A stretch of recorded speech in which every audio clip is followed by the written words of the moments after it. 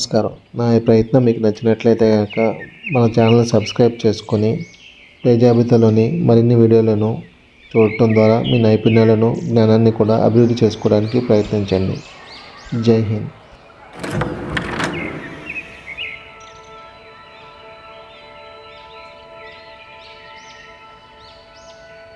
Please like, share and subscribe for more videos. Thank you. Do you like to attack your opponent's king?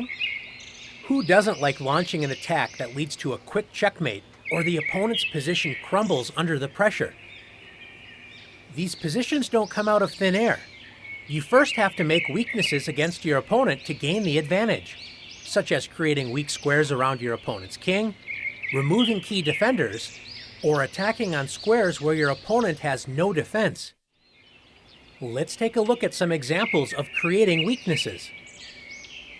In this position, white center, especially the d4 pawn, is being put under tremendous pressure. Black is threatening bishop takes f3 when the d4 pawn would fall on the next move. White has the powerful resource d5. White advances the d-pawn to safety, grabbing space and attacking black's knight on c6.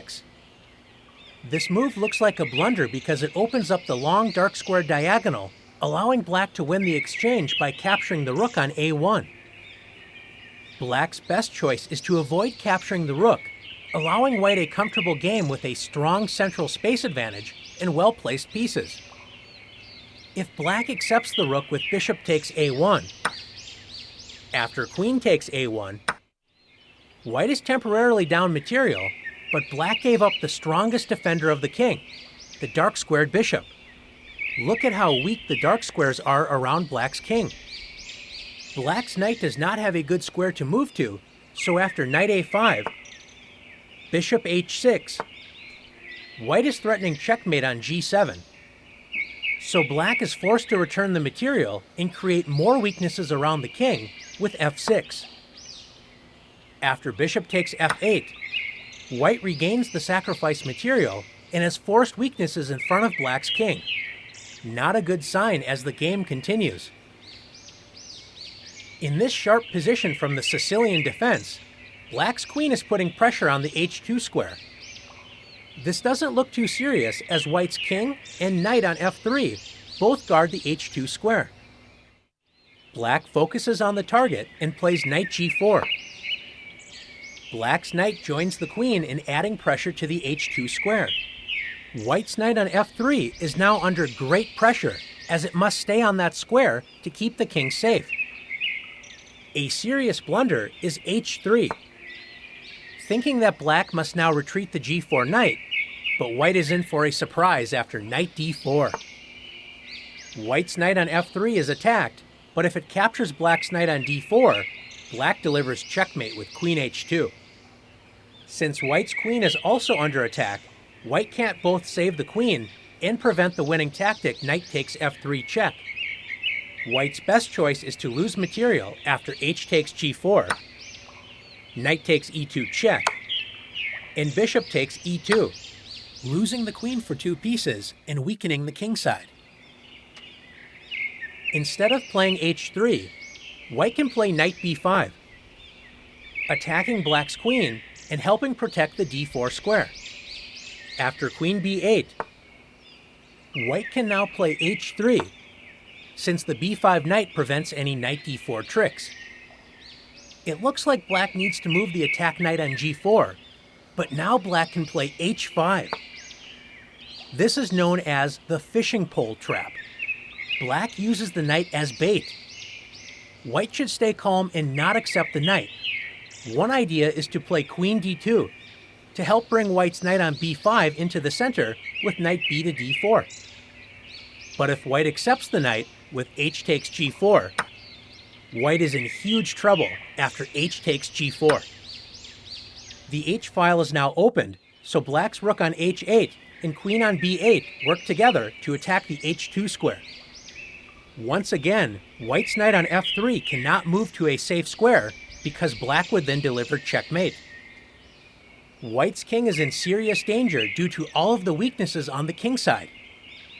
Let's take a look at one more example together.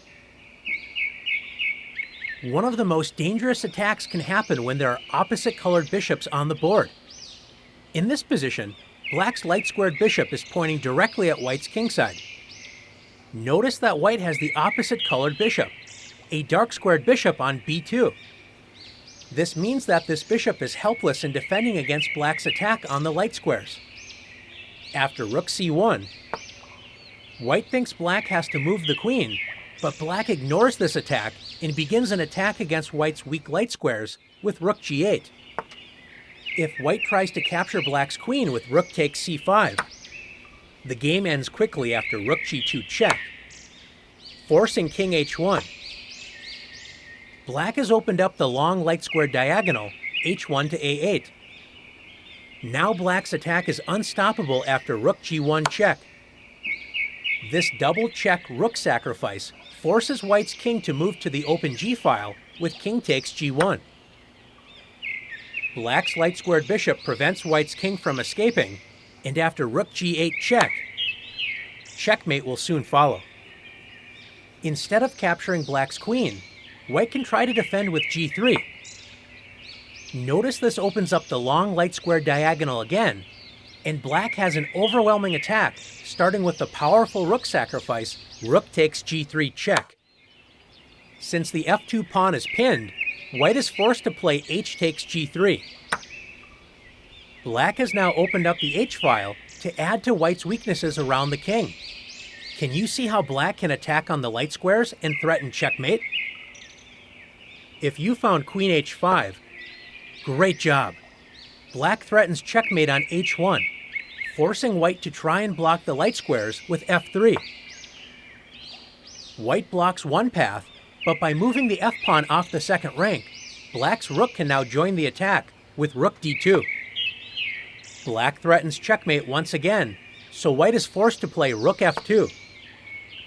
The overworked rook tries to protect the second rank, but now the light squared attack continues after bishop takes f3.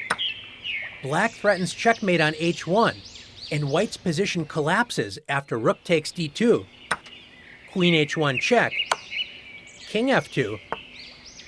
White is helpless against black's attack and is checkmated after queen g2 check, forcing king e1.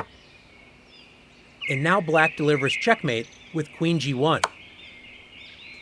Now it's your turn to create weaknesses and set up a successful attack.